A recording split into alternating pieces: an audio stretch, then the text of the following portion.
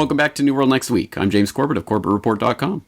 And I'm James Evan Pilato of Monarchy.com. A TV show exposes a corrupt justice system. But first, I'd like to welcome you back to the New World Next Week for 2016. James, this is our 7th calendar year of doing this show, and it is my pleasure and privilege to keep doing this show with you week in, week out.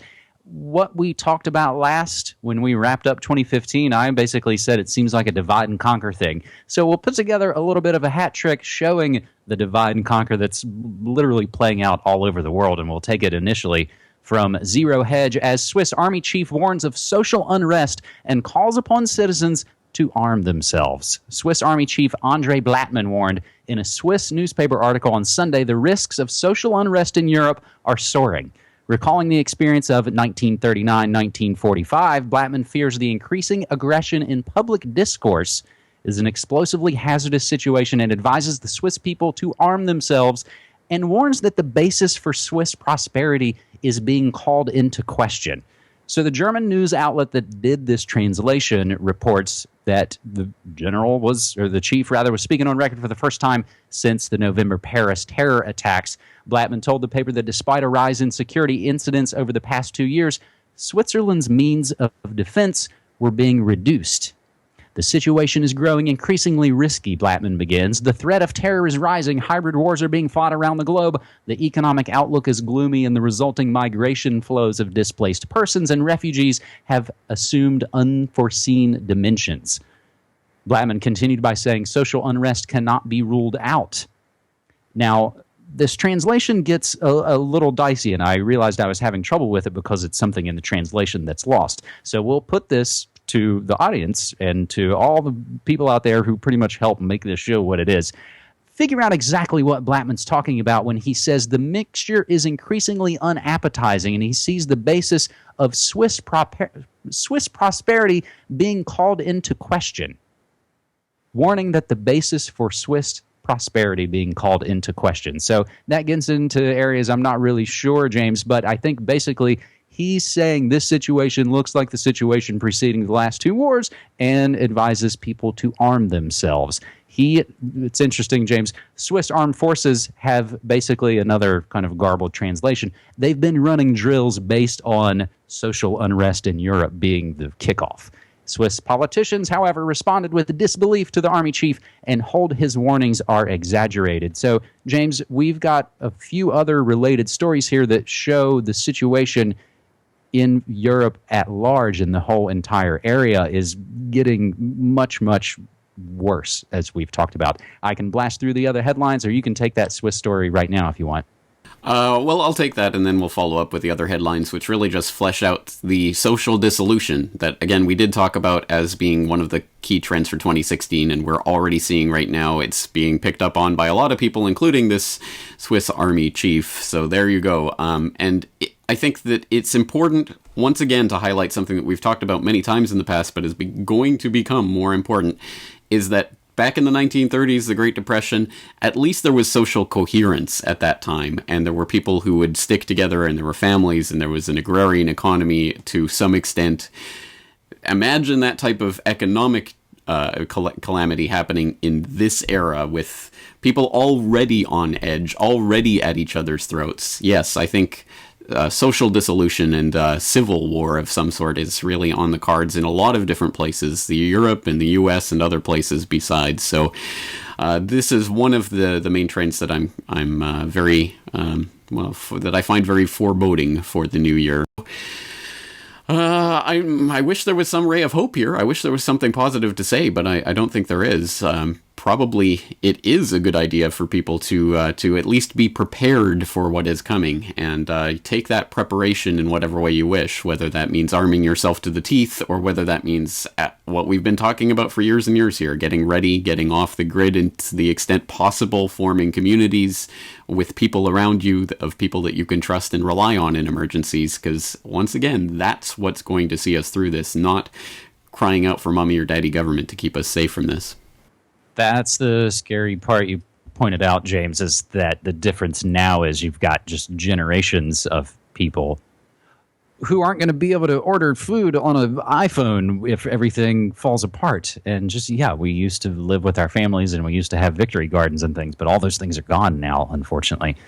James, the headlines that I was referring to, kind of painting out the world picture in this first segment: Sweden and Denmark adding border checks to stem the flow of migrants, as a scandal getting larger and larger in Germany. Meanwhile, Germany shocked by Cologne New Year gang assaults on women, and now even the mayor of Cologne has gotten in trouble, gaffe, for remarks of saying, oh, well, I guess you should probably be careful if you're going out because you might get raped. That's the situation that, again, has the divide and conquer being ratcheted up, James. So if that's the sort of world view, I can then turn here to America for our second story this week on episode 254 of New World Next Week, with two articles from activistpost.com that I think do a good job of looking at the situation here in Oregon. Internal war is now on the horizon for America, and that article from Activist Post actually begins by going through all the other situations, James, that we've just kind of referred to, but also throws in, of course, the Saudis and the Israelis and Iran, all those other powder keg situations. But then, over the weekend, in Oregon, Eamon Bundy and friends lured hundreds of protesters under false pretenses, using the Hammond family tragedy as a vehicle to then initiate a takeover on federal buildings that have no strategic or symbolic value, boxing themselves into a static position and proclaiming themselves to be the tip of the spear in the fight against corrupt government. In the meantime, on one side, anyone who questions the validity of this idea or the logic behind the plan is immediately labeled a coward and a keyboard warrior by their supporters. Emotionally manipulative arguments abound because there are no tactically rational arguments to be made, which says the plan was doomed before it was implemented. Some desperately even calling and clamoring for a fight, and they don't care if the circumstances are intelligently executed or idiotically executed. They only care that it kicks off. James, this situation in Oregon basically has turned into a meme, a 24/7 news story, a psyop, a distraction, everything that sort of is, I guess, tailor-made for a kind of divide and conquer 2016 story. So the fascinating thing for me, James, is that you sort of have now a large segment of the population pointing out, hey, if these were different kind of guys, they would have all been wasted by now. And then almost in a lot of ways sort of begging for that to happen. So this gets into all the sort of co-opted movements and psyops. But the other article from Activist Post, James, special ops called to Oregon as fake militiamen exposed as provocateurs by real militia. And I won't get into all of that, but inside sources basically saying, hey, it might look like they'll roll on these guys and actually go in and give them the sort of bloody standoff they want to really kind of engender. I think the best way to break it down is when you talk about feds, militias, and Native Americans. So I'll mention one last article from the Anti-Media about a deeper look at the Oregon standoff. James, I don't know what this looks like from the other side of the world to you. It looks exactly what you're saying there as divide and conquer psyop nonsense. And it, as you say, the media is rolling 24/7 with this because it is exactly the kind of juicy, scintillating story that they're looking for to generate rage clicks. I mean, that's one way of looking at this. This is the way that the internet economy is based, just to get people rage clicking on things in order to generate ad revenue for these big multimedia conglomerates. So it's tailor-made for them in that respect. Yeah, it makes absolutely no tactical sense whatsoever as some sort of great stand of the militia. In fact, it's not even something that the supposed victims of here are even asking for. This is just someone else coming in and trying to commandeer it. So there's all sorts of psyop stuff going on here. But I think one of the best responses I've seen to what's happening and what's developing right now in the U.S. Comes from Rutherford.org. John Whitehead wrote a very good article I'll put in the show notes. I hope people will read. It's called Playing the Government's Game. When it comes to violence, we all lose.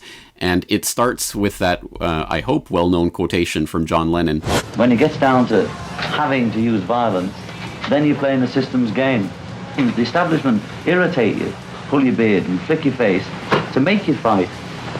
Because once they've got you violent, then they know how to handle you.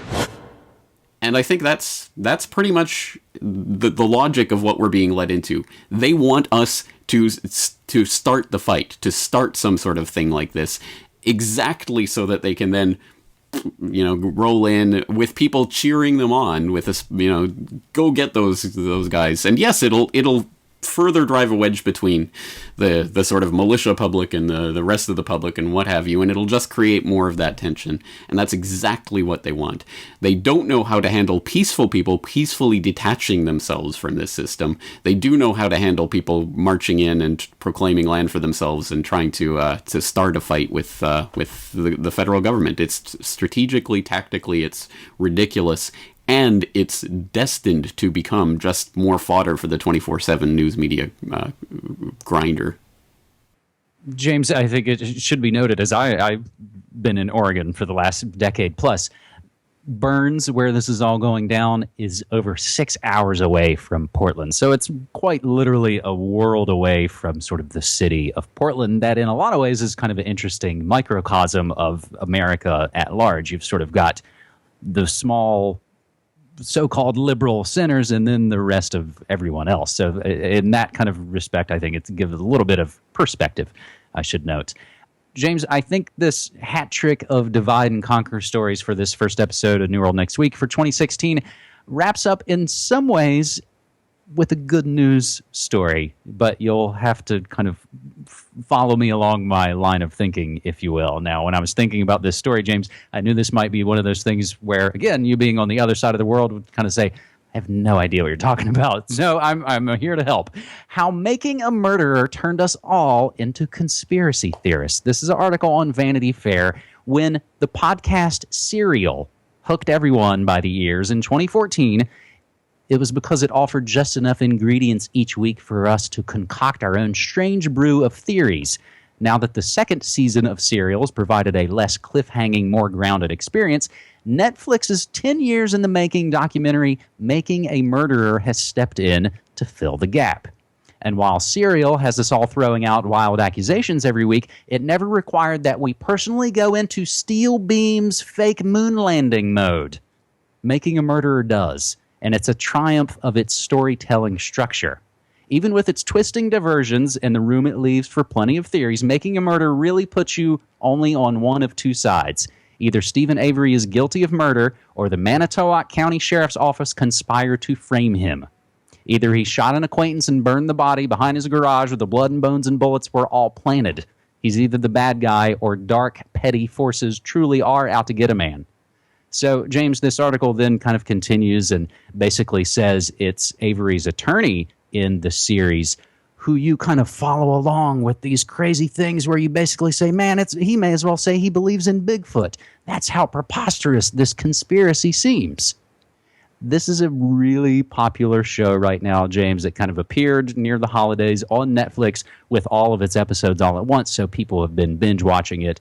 And it's a very water cooler discussion. Everybody's, have you been watching it? What do you think? Oh, do you think they're lying? Do you think they've railroaded the guy? So a supplemental article, I think, goes along with this, James, from The Independent, how they talk about Making a Murder and Serial and the rise of blood-boiling true crime stories. So I think what they mean there by blood-boiling is rage clicks, just what you're really talking about there, James. We're into these sort of emotionally manipulated, they're well-done pieces of work. And we become emotionally invested in them. So now you basically have a TV show helping people to see that, oh man, I think the justice system might be corrupt. So poet and musician Saul Williams tweeted, so it takes Making a Murderer for you to concur that U.S. criminal justice system and police are corrupt. So from that side, James, you basically now have a show going, oh my God. This TV show showed me that white people get screwed sometimes by the justice system, so that's why there are now petitions, and this guy might get out of jail. That's why the prosecutor's getting death threats. We're now in the running man, James, but it's idiocracy, I think, watching it and kind of calling for vengeance with the push of a button. So I think that's the strange situation. So that's what we would call a not unmitigated news story, but I think this exposes and shows a lot of what's going on, James. Yeah. Okay. I see where you're coming from. You're right. I've never even heard of this show. I know nothing about it. But just reading this article and what's happening here, yes, it certainly does at least bring to the forefront something that we've said for a long time, is that, even police detectives are by nature conspiracy theorists. They have to theorize about what sort of conspiracy was behind this or that crime. So now getting the public involved in that process, well, I mean, it's interesting from that perspective, I guess. Again, I can't speak to the show itself. But yeah, you're right. I mean, it does...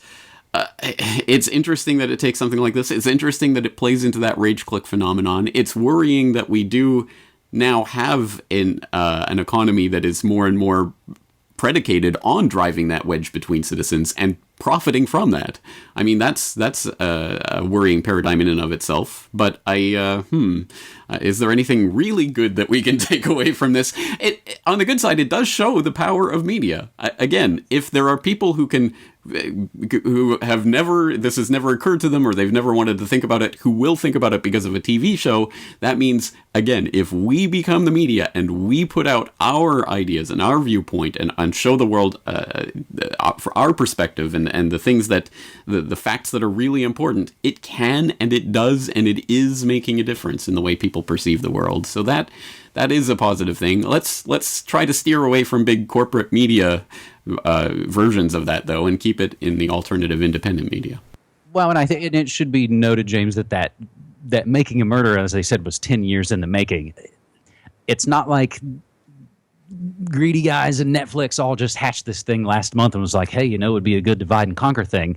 They've been working on this for a long time, but your point is well taken that hopefully people are inspired by Making a Murderer and Serial and know something in their town and will maybe look at cases and situations in their own town and say, hey, I've always had this hunch about this or that story or crimes or misdeeds in their own town. So that's really where it turns into making your own media, James. So maybe one other good news note, if I can shoehorn it in. How about the first episode of the new Good News Next Week series? I called it Making Corporate Politicians Wear Their Corporate Logos. James, I began it this last week, and the idea is to do it every week. I'm still kind of working on the format and the credits and all the whiz-bang, all that kind of stuff.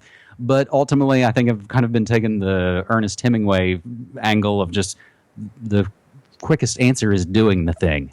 And so making that media and doing it for real and pretty much day in, day out for MediaMonarchy.com has been a big good news thing. So hopefully people will watch the Media Monarchy feed for now daily media, James. I hope so. Nice shoehorn. I absolutely 100% concur. I'm so glad to see you doing this. I love the first episode. I'm looking forward to many more. So I hope people will check that out. Of course, we'll put the link in the show notes so you can go check it out and check out all the work at Media Monarchy's YouTube and MediaMonarchy.com. There's also, of course, the old classic hashtag New World Next Week, and briefly just a couple of other quick headlines that we're following and also updates on stories that we've covered in the recent past here on New World Next Week. U.S. hypocrisy exposed as the world's biggest arms dealer moves to limit America's access to guns. Meanwhile, UN human rights investigator for Palestine quits over Israeli interference. Facial recognition company creates a tattoo detecting technology for the police. Meanwhile, Microsoft shows off just how much data it is collecting from Windows 10 users. And the update from a story we covered here back in October of 2015, Indonesia shocked by the acquittal of the firm related to those forest fires that actually create more pollution daily than the entire U.S. economy. We will include that link back to the October 2015 episode of New World Next Week. And James, I'll just close off by saying again, we can't do this show without getting the news and the information open source style from everyone out there. And hashtag New World Next Week is probably one of the best ways. That's it. Well, let's keep learning our way forward through 2016. We'll document the collapse and calamities and hopefully some of the good news as well. All right, James, thank you again for 3 stories. Let's do it again next week. Thanks, buddy. Take care.